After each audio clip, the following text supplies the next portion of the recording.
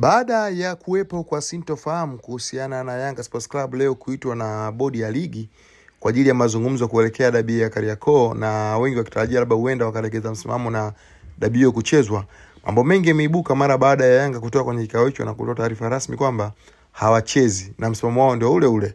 Lakini mwisho wakaonekana kama katika barua yao walioitoa akasema wanawatakia kila laheri bodi ya ligi na shirikisho la mpira wa miguu Tanzania katika kushughulikia matakwa yao yenye mustakabali mkubwa kwenye maendeleo ya mpira wa miguu hapa nchini.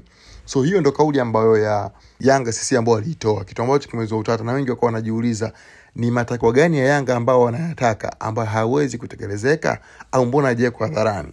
Kwa mmoja kati ya vyanzo vya kuaminika na mchambuzi wa soka kutoka Clouds FM, Farhan Kiam, kupitia ukurasa wake wa Instagram ameandika matakwa manne ambayo Yanga wamependekeza kwa bodi ya ligi. Endapo yakifanyika hayo, basi wenyewe watacheza mchezo namba 184 wa dabi ya Kariakoo dhidi ya Simba Sports ambao ulipangwa kuchezwa Juni 15, 2025. Farani ameandika hivi: ili mchezo namba 184 uchezwe, Yanga wameandika matakwa yao manne ambayo yanapaswa kutimizwa. Takwa la kwanza, namba 1, ni kamati ya masaa 72 yote ivunjwe. Namba 2, mtaji mkuu wa bodi ya ligi ajiuzuru, yani Almas Kasongo ajiuzuru. Namba 3, katibu mkuu wa TFF ajiuzuru, hapo anamzungumzia Wilfred Kidao.